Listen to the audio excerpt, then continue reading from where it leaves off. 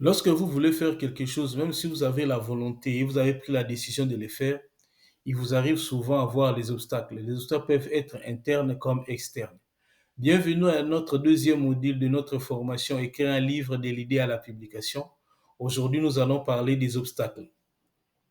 Parmi les obstacles dont nous allons échanger aujourd'hui, il y a l'ignorance, l'auto-sabotage, et éviter les difficultés, l'attente du bon moment, la peur de commettre des erreurs ou les rejets et du rejet, la volonté de tout avoir, le manque de motivation, les refus du changement.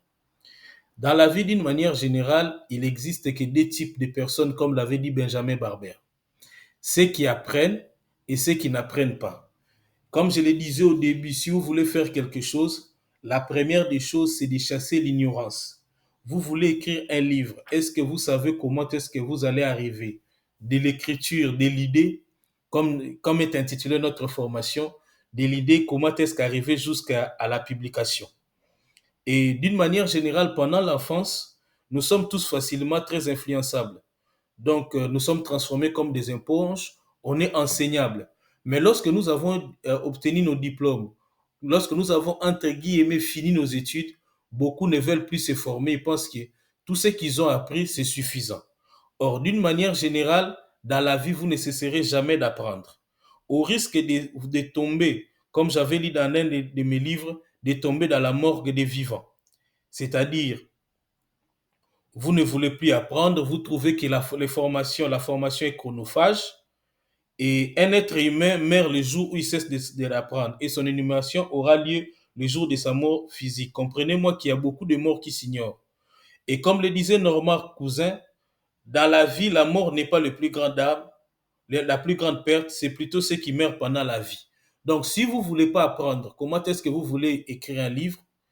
Vous n'allez jamais arriver à faire, arriver je vous dis pas que vous n'allez pas arriver, mais ça vous prendra plus de temps parce que vous voulez pas apprendre des autres. Et ce que vous voulez pas apprendre dans les calmes, vous allez l'apprendre dans les larmes. Et comme je le disais au début, c'est que apprendre, ça vous permettra, ça vous évitera des années de souffrance et de difficultés. Aujourd'hui, moi, j'ai plus de 5 ans d'expérience en ce qui concerne l'écriture des livres. J'ai écrit déjà une dizaine de livres. Si je partage avec vous mon expérience, ça vous permet de ne pas tomber dans les mêmes erreurs ou de ne pas tomber ou de ne plus commettre les mêmes erreurs que moi, j'ai pu commettre. Et la vie aussi est trop courte pour que nous puissions tout apprendre de nous-mêmes. Aujourd'hui, la distance aussi n'est pas un alibi pour apprendre. Aujourd'hui, nous sommes à l'ère de l'Internet. Donc, vous êtes là, moi je tiens à vous remercier, vous êtes très courageux de vouloir apprendre et de vous dire que, parce que aussi apprendre, c'est ce que, le fait de vouloir apprendre, c'est aussi un signe d'humilité, de vous dire que le monde n'a pas commencé par vous et qu'il y a des choses qui ont été faites avant vous, que vous devez apprendre et que vous devez apprendre pour arriver à vos fins. Donc, d'une manière générale, ne vous limitez pas à vos diplômes, ne vous limitez pas. Donc, même si après cette formation, continuez encore à apprendre. Et le but de l'apprentissage ou le but de la formation, ce n'est pas seulement d'apprendre pour apprendre, mais aussi c'est d'apprendre pour pratiquer. Moi, je vous donne, par exemple, mon exemple. Moi, j'avais la logique des raisonnements, j'avais déjà écrit mon livre, je l'ai amené chez un correcteur, j'ai cherché à les publier par les maisons d'édition. Il y a des gens, j'ai suivi des conseils que j'ai trouvés sur Internet. Si tu veux écrire un livre, si tu veux qu'on puisse t'éditer, va dans une librairie, va au rayon qui va dans le même sens que les contenus dans ton livre et note le numéro des maisons d'édition, envoie ton manuscrit. Ça, je l'ai fait, mais j'ai failli même me faire escroquer par une maison d'édition, par des fausses promesses, mais heureusement, j'ai pu contacter les bonnes personnes, par exemple la Société des gens de lettres qui m'ont appris comment est-ce que le monde de l'édition fonctionne. Et un jour, sur un statut d'un des membres de famille, j'ai trouvé que le romancier Berto Malouo Nandzuzi venait de publier son livre sur moi. J'ai dit aux membres de ma famille que si je pouvais avoir son contact. Il m'a transmis son contact avec plaisir et j'ai commencé à échanger. Et c'est lui qui m'a appris comment publier un livre en auto-édition. Donc, si vous restez, la vie d'une manière générale, c'est comme il fait froid. Si vous restez de votre côté en vous croyant suffisant, il faut vous approcher de ceux qui ont le feu pour que vous puissiez vous réchauffer et continuer à mener, continuer votre vie. Et si vous avez l'idée d'écrire un livre, n'oubliez pas de le noter, de le noter quelque part et de faire un plan, ça vous permettra aussi, ça vous permettra d'avancer. Donc, nous avons parlé de l'ignorance. Donc, lorsque vous voulez faire quelque chose, cherchez d'abord la connaissance. Vous n'allez pas tout apprendre sur tout, mais vous allez trouver ce qui vous permettra d'arriver à vos fins, ce qui vous permettra de publier un livre. Il y a aussi comme obstacle, il y a l'auto-sabotage. Comme je le disais aussi, il y a des gens qui se sentent, qui se disent être maudits. C'est-à-dire, comment est-ce que lui, et ils ont une telle inspiration et publient les livres, comment moi je ne suis pas inspiré. Donc, d'une manière générale, il ne faut pas vous auto-saboter. Il ne faut pas vous minimiser vous-même. Les autres peuvent vous minimiser. Les autres peuvent vous minimiser, mais vous-même ne vous minimisez pas. Et d'une manière générale, lorsqu'on fait écrire un livre sur un sujet, on a l'impression que on dirait tout a été déjà écrit sur ce sujet-là. Mais moi, je voudrais vous dire que tout art est autobiographique. Nous mangeons tous du pain fait avec les pains sont souvent fabriqués avec les mêmes ingrédients, mais ils ont toujours des goûts différents. Et d'une manière générale, nous pouvons tous regarder vers la même direction sans pour autant voir la même chose.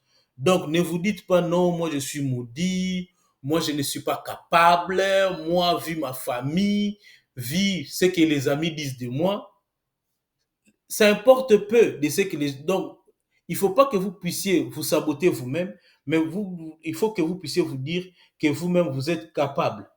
Et d'une manière générale, il y a ce qu'aussi, la recherche de cette légitimité. Nous pouvons, bon, moi, je vais écrire un livre. Est-ce que j'ai tel diplôme, j'ai telle capacité, j'ai ceci, j'ai cela. Il ne faut pas toujours chercher cette légitimité-là auprès des autres. Mais, comme je le disais, si vous chassez l'ignorance, vous avez les connaissances, vous avez les connaissances qu'il faut, vous pouvez parler d'un sujet au travers des livres. Et comme le disait Frédéric Lenoir, la vie nous apprend que nous portons en nous des freins qui entravent la réalisation de nos aspirations profondes. Et parmi ces, parmi ces freins-là, nous avons par exemple l'auto-sabotage, il y a la peur, il y a l'orgueil, il y a les envies, il y a l'ignorance, il y a beaucoup d'autres éléments. Donc, notre père nous disait souvent pour nous encourager, pour nous éviter l'auto-sabotage, il dit, les gens qui réussissent n'ont pas quatre bras, n'ont pas deux têtes. Donc, c'est-à-dire que vous aussi, vous êtes capable d'écrire, vous aussi, vous êtes capable de publier votre livre, vous avez la capacité, et il y a des gens qui n'attendent que votre livre soit publié sans pour autant vous le dire. Vous vous êtes jamais rendu compte, vous dites, ah, c'est vraiment ce que j'étais en train de chercher comme livre. Donc, si la personne s'auto-sabotait, se disait qu'il n'était pas, vous n'allez jamais avoir ces livres en librairie ou bénéficier d'une formation. Moi-même, si je me disais que je ne pouvais pas partager mon expérience, cette formation n'allait pas voir les jours. Donc, d'une manière générale, nous devons nous dire que nous sommes capables, pas par orgueil, mais nous devons chasser l'ignorance et éviter l'auto-sabotage.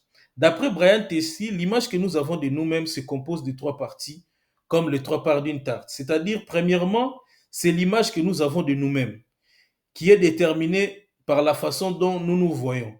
Cette image conditionne en grande partie notre façon de marcher, de parler, de nous comporter, d'interagir. Et la deuxième partie, c'est que notre image est la façon dont nous aiment et nous respectent et nous admirent les autres. C'est-à-dire que, d'une manière générale, nous sommes au deuxième élément. Et le troisième élément, c'est la partie de notre image et la façon dont les gens nous voient et nous traitent vraiment.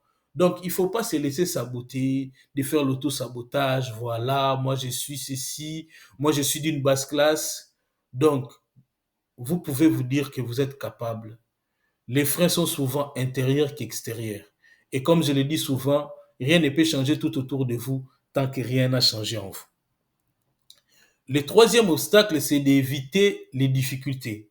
Parce que d'une manière générale, dans la vie, comme l'a dit un auteur, il a dit ceci, tout est difficile avant de devenir facile. Parce que moi, par exemple, au début, quand j'avais commencé, c'était, tu penses à quelque chose, mais tu as des difficultés de les mettre par écrit pour que les autres soient compréhensifs à toi-même, même aux autres. Donc, c'était parmi mes difficultés. Je ne dis pas que je n'ai plus de difficultés, mais j'ai pu surmonter un certain nombre de difficultés. Par exemple, il faut noter qu'écrire un livre, c'est un métier solitaire. Être écrivain, c'est un métier solitaire. Donc, quelquefois, vous avez de l'inspiration, mais vous n'avez pas le temps d'écrire. Quelquefois, vous avez l'inspiration et ça vient la nuit. Quelquefois, vous avez de l'inspiration, vous êtes occupé, comme je le disais précédemment, mais il ne faut pas que quand vous voulez écrire un livre, que vous ayez les sentiments comme quelqu'un qui est devant une montagne. Donc, derrière les difficultés, il y a les opportunités. Je vous, je vous conseille mon livre intitulé Vivre au-dessus des difficultés. Daniel Kawata a dit que les difficultés ou la souffrance dans la vie, c'est comme une feuille de papier.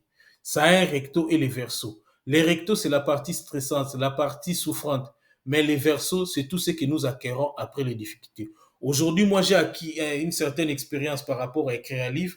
Cela veut dire que je suis à l'abri des difficultés, mais j'ai pu surmonter des difficultés.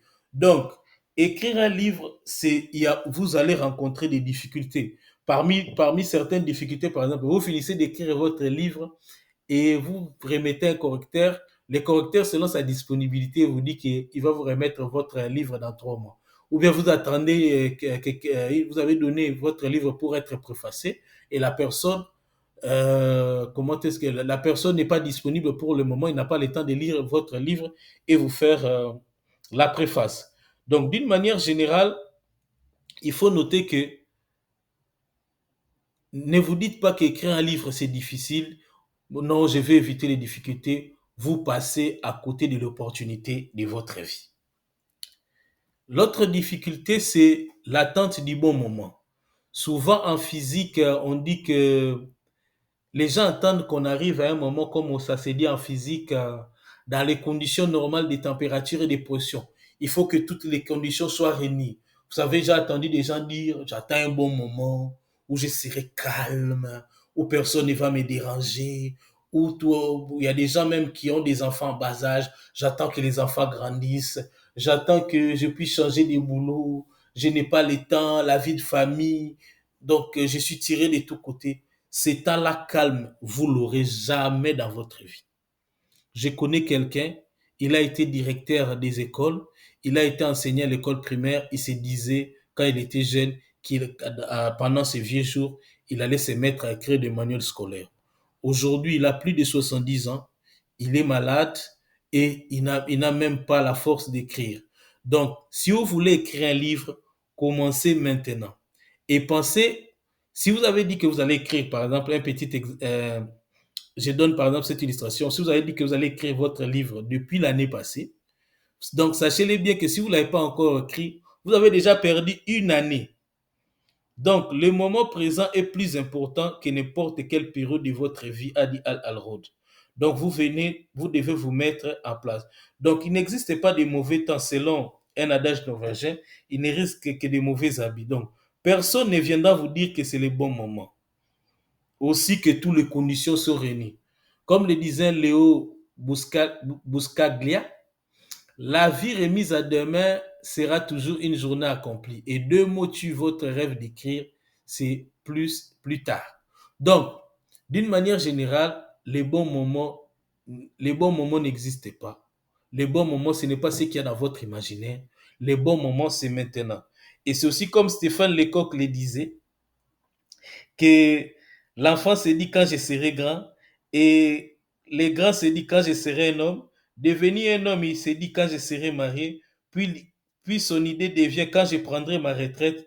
Alors, après avoir pris la retraite, il commence à se dire quand j'étais jeune, un vent glacial et vous êtes atteint d'un sentiment de culpabilité parce que vous n'êtes pas arrivé à écrire votre livre. Donc, d'une manière générale, Moi, dans cette formation, je viens aussi vous faire éviter ce sentiment de culpabilité que vous allez avoir dans votre futur. Et comme je le disais aussi, comme je l'ai déjà dit, donc à un moment, il faut savoir que dans le monde de l'inspiration, dans le monde de l'inspiration, l'inspiration ne travaille qu'avec les gens qui sont disponibles. L'idée que vous avez aujourd'hui, l'inspiration est en train de circuler. Si vous les captez, vous serez, comme on dit, un précurseur. Mais si vous ne le captez pas, ça va trouver quelqu'un d'autre. Dans le monde d'inspiration, il n'y a pas de salle d'attente. Donc, commencez maintenant et vous allez écrire votre livre et pensez surtout au temps que vous avez pour. Et vous devez savoir que notre temps est limité, comme le disait Steve Jobs. Ne les gâchez pas en menant une existence qui n'est pas le vôtre. Donc, nous avons parlé de l'attente du bon moment. Le bon moment, c'est maintenant. N'attendez pas, commencez petit à petit, parce qu'il y a ce qu'on appelle l'effet cumulé. Je donne un exemple. Si vous écrivez, bon, je ne vous dis pas toujours d'écrire une page chaque jour, parce que le but d'un livre, ce n'est pas le nombre de pages, mais c'est la valeur que vous transmettez, c'est la valeur que vous donnez aux autres. C'est aussi les messages que vous voulez transmettre. Ça peut être un message de 10 pages, de 15 pages. Le nombre de pages, ce n'est pas toujours ça qui fait un livre. C'est le contenu, c'est la qualité du contenu. Mais je vais donner cet exemple. Si vous prenez le temps d'écrire une page par jour, en 25 jours ou en 30 jours, vous aurez déjà écrit 30 pages. Donc, d'une manière générale, l'effet cumulé, c'est-à-dire faire des petits gestes chaque jour, ça vous permettra d'avancer au fur et à mesure. Un autre obstacle, c'est aussi la peur de commettre des erreurs et du rejet. Parce que d'une manière générale, il n'y a pas une personne qui se réveille le matin pour connaître un accident, pour connaître une erreur, mais ça arrive dans la vie. Et la peur que nous avons, ce sont les peurs que nous avons appris de la vie. Parce qu'un bébé à la naissance, le bébé n'a que peur de deux choses, du bruit et des tombées. Donc, les restes des formes de peur que nous les avons appris au fil des temps dans la société. Et selon le cycle de la peur, d'après John Maxwell, il dit que la peur va vous amener à l'inaction, l'inaction à l'inexpérience, l'inexpérience, l'incapacité. C'est-à-dire, lorsque vous ne voulez pas écrire votre livre, vous ne serez pas en activité. Et cette inactivité va vous amener au manque d'expérience. Et ce manque d'expérience-là, vous serez dans l'incapacité. C'est pourquoi quelqu'un disait, vaut mieux travailler avec des gens qui ont commis des erreurs parce qu'ils peuvent se corriger que de travailler avec des gens qui n'ont rien fait. Donc, nous comprenons que d'une manière générale dans la vie, il ne faut pas aussi avoir peur du rejet. Les autres vous diront non, il commence à se croire intelligent depuis qu'il a écrit un livre. Non, c'est pas ça. Vivre en pensant ce que les autres diront, c'est vivre dans la plus grande prison, beaucoup sont sans pour autant les savoir. Vous n'êtes pas des prisonniers des gens. Vous êtes maître de votre vie et maître de votre destin. Vous savez ce que vous voulez dans la vie. Donc, n'ayez pas peur de commettre erreurs. Le but, ce n'est pas de commettre des erreurs. Le but, c'est de s'améliorer au fil des jours. Donc, comme le disait Warren Bennis, une erreur est juste une autre façon de faire les choses. Et si vous écrivez avec des fautes, au fil des temps, vous allez vous améliorer et les correcteurs ou les correctrices sont là pour corriger vos fautes aussi. Donc, ne vous attendez pas toujours à faire des choses à la perfection. Parce que d'une manière générale, si vraiment tout était parfait, notre société n'allait pas exister aujourd'hui. Parce qu'au fur et à mesure que nous avançons, on a commencé, je donne cet exemple, nous avons commencé par les téléphones fixes. Aujourd'hui, on est dans les smartphones. Chaque génération vient toujours améliorer. Donc, d'une manière générale, c'est pourquoi il y a la réédition des livres. Donc, n'ayez pas peur de commettre des erreurs ou de faire des fautes d'orthographe, mais ayez le courage, n'ayez pas peur d'écrire votre livre. Parce que d'une manière générale, moi je sais que il y a des gens, même leurs proches n'arrivent pas à acheter leurs livres. Donc, si les gens vous rejettent parce que vous avez écrit un livre ou parce que d'après eux, vous commencez à vous dire que vous êtes intelligent, moi j'appelle souvent les gens à l'humilité parce que l'humilité est la grande vertu et la peur est souvent liée à l'ignorance. Il faut d'abord commencer par écrire. Il n'y a pas une série, il y aura pas un événement. On va pas organiser une cérémonie pour vous enlever la peur. La peur ne peut vous quitter que par l'action ou en écrivant votre livre. Comme le disait, le courage n'est pas l'absence de la peur, mais le courage, c'est le fait de reconnaître qu'on a peur, mais on continue quand même, on continue d'agir. Un autre obstacle, c'est la volonté de tout avoir. D'une manière, dans la vie, nous naissons, nous n'avons pas reçu un dépôt d'aliments, des vêtements ou des objets quotidiens pour notre existence. Mais je sais que d'une manière générale dans la vie, il faut vivre de manière professionnelle. Mais lorsque vous n'avez pas tous les moyens, commencez par ce que vous avez. Et souvent, dans la vie, nous avons tendance à regarder à ce que nous n'avons pas, qu'au lieu de regarder, de mettre toutes nos forces sur ce que nous avons. Si vous attendez tout avoir, vous resterez comme un fer dans l'air libre et votre vie finira par rouiller, comme l'a dit quelqu'un. Donc, pour écrire aujourd'hui, il suffit seulement d'avoir un stylo, un papier ou un cahier. Vous pouvez déjà commencer à écrire comme ça. Aujourd'hui, la majorité de nous, nous avons des smartphones. Comme le disait quelqu'un, que le smartphone est un outil puissant. Aujourd'hui, c'est l'équivalent même d'un studio multimédia. Aujourd'hui, il existe des applications dans vos smartphones avec lesquelles vous pouvez commencer à écrire et vous aurez d'autres, par exemple, un ordinateur, une imprimante, une chaise ergonomique, parce qu'il faut noter que les besoins des autres ne sont pas vos besoins. Donc, au fur et à mesure que vous commencez l'activité d'écrire, vous allez vous rendre compte que c'est comme quelqu'un qui entre dans un logement qui est vide. Au fur et à mesure, il dit, bon, il est temps de dormir, j'aurais besoin de lits. Il est temps de dormir, je n'avais pas, par exemple, acheté des gobelets. Il est temps de boire de l'eau, je n'ai pas un gobelet. Donc, vos besoins, au fur et à mesure dans la vie, c'est comme quelqu'un qui vient d'aménager pour la première fois. Vous allez commencer au fil des temps, à ajouter des éléments. Par exemple, moi, j'ai commencé à écrire, j'ai évité les papiers parce que les papiers s'est dispersé. J'ai acheté des cahiers et j'écrivais avec un stylo. Après, j'ai eu l'opportunité d'avoir un ordinateur. J'ai commencé à écrire à un ordinateur. Même aujourd'hui, je continue. Quand j'ai une idée de livre, je commence par l'écrire sur mon smartphone. Peut-être il y a des idées qui viennent dans les bus, dans les métros. Mais je commence d'abord par écrire sur l'application que j'utilise. Après, quand j'arrive chez moi, je les copie, je les colle dans les fichiers que j'ai créés ou que je vais créer. Donc, d'une manière générale, vous n'avez pas besoin de tout avoir. Zamen a dit, il y a trois choses qui font le dynamisme d'une personne. Il y a premièrement l'hérédité 10%, l'environnement 30% et l'effort personnel c'est 60%.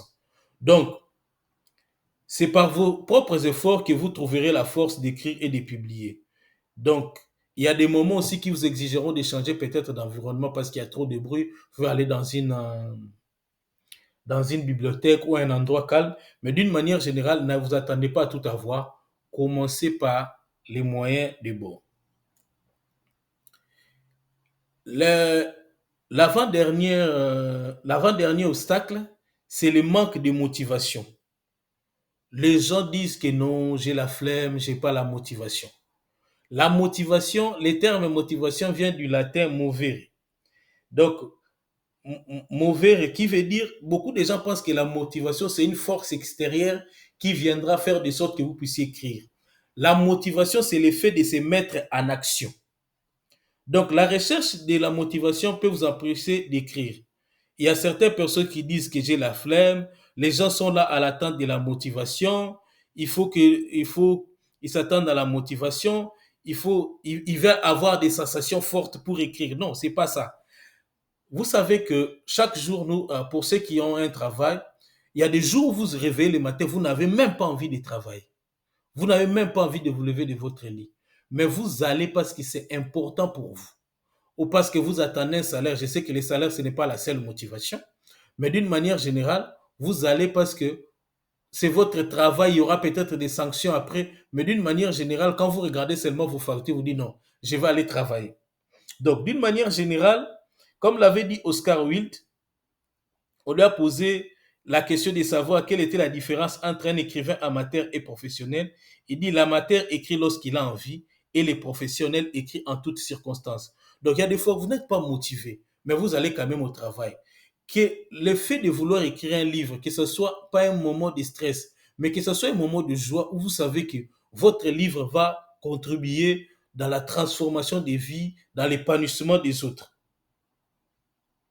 Et il faut que ce soit un moment où vous prenez plaisir en écrire. Comme je le disais, la motivation vient du mot latin movere qui signifie se mettre en mouvement. Elle n'est pas une énergie qui vous tombera. Donc, il vous faut aussi avoir un déclic. Il y a aussi des déclics qui vous permettront aussi d'écrire, mais vous ne serez pas motivé tous les jours parce que on dit souvent la différence. Il y a une différence. Il y a des gens qui font les gens qui avancent, ce ne sont pas seulement les gens qui sont motivés, ce sont les gens aussi qui sont disciplinés. Donc, il y a des éléments aussi qui peuvent vous empêcher d'écrire votre livre. Il y a par exemple l'effet de vouloir rester dans votre zone de confort. Donc, je fais toujours ce que je fais, la peur de l'échec, et comme je le disais, c'est aussi l'ignorance. Donc, d'une manière générale, donc vous avez compris que la motivation, c'est l'effet de se mettre en mouvement. Ce n'est pas cette sensation-là que vous avez. Donc, lorsque vous vous mettez en mouvement, c'est à ce moment-là que vous êtes motivé. Ce n'est pas une énergie qui va vous tomber dessus, non. Donc, écrivez votre livre parce que c'est important pour vous. Il y a aussi un élément important que les derniers obstacles, c'est les refus du changement. Parce que écrire un livre, c'est un processus. Ça vous demandera des changements dans votre vie. Et comme je l'ai dit précédemment, rien ne peut changer tout autour de vous tant que rien n'a changé en vous. Donc, le problème dans la vie, ce n'est pas ce que vous êtes qui vous retient. C'est ce que vous ne pensez pas être. Donc, vous devez commencer à penser dans votre vie que vous êtes un écrivain pour continuer à écrire. Parce que d'une manière générale, moi qui vous parle aujourd'hui, mes premiers livres que je ne publierai jamais, c'était des livres de dénonciation. Après, j'avais compris au travers d'une formation que j'avais fait au Deforest Trust, parce qu'ils accompagnaient les agro-industriels dans la certification et dans les bonnes pratiques, j'ai compris que dans la vie, il fallait, comme je l'ai dit toujours, au lieu de blâmer, au lieu de dénoncer, il fallait accompagner, il fallait partager la connaissance. Il y a beaucoup de choses. Donc, ce sont des changements comme ça qui m'ont amené aujourd'hui à arriver même à vous partager mon expérience. Au lieu de dire que les gens ne veulent pas écrire des livres, les gens ne sont pas ceci, ne sont pas cela, moi, je viens vous donner des éléments qui vous permettront d'écrire un livre au lieu de me moquer de vous. Donc, d'une manière générale, moi, les déclics pour moi, ce qui a changé, c'est comme je le dis toujours, les citations de Dale Carnegie, les idées les plus brillantes sont sans valeur si vous ne les partagez pas. Donc, vous n'êtes pas en compétition avec quelqu'un. Un écrivain ne sait pas se permettre de penser qu'il y a d'autres écrivains qui le dépassent. Donc, vivre avec la concurrence, c'est déjà un combat perdu d'avance. Donc, vous devez changer dans votre vie. Vous devez faire de l'écriture partie intégrante de votre vie. Un élément comme quand vous allez au travail, quand vous allez faire le sport, vous devez l'intégrer dans votre vie et au fur et à mesure, en écrivant chaque jour ou en écrivant selon la fréquence vous-même que vous allez déterminer, parce qu'il y a aussi des gens qui écrivent au fil de l'inspiration. Chaque jour, on n'est pas toujours inspiré. Et d'une manière générale, l'inspiration, c'est super. Vous pouvez pas seulement écrire, mais vous pouvez un jour relire vos notes et en réalisant vos notes, vous aurez de l'inspiration. Donc, il y a des changements que vous pouvez opérer dans votre vie. Donc, nous avons parlé aujourd'hui des obstacles qui peuvent vous empêcher à écrire votre livre. Comme je l'ai dit toujours, cette formation, ce moment d'échange vient pour vous dire qu'il y a la possibilité d'écrire votre livre. Donc, nous avons parlé des 8 obstacles. Il y en a d'autres. Vous-même, vous pouvez aussi faire la liste de ce qui vous empêche d'écrire et faire une liste, ce qui vous empêche d'écrire et ce que vous devez faire pour écrire votre livre. Donc, c'était aujourd'hui, nous avons échangé sur sur les obstacles qui peuvent vous empêcher d'écrire votre livre. Donc, c'était le module D. Donc, je vous dis au revoir et à bientôt. Je veux que vos vies soient comme des rivières, que vous puissiez aller de l'avant et jamais reculer. À la prochaine. Merci beaucoup.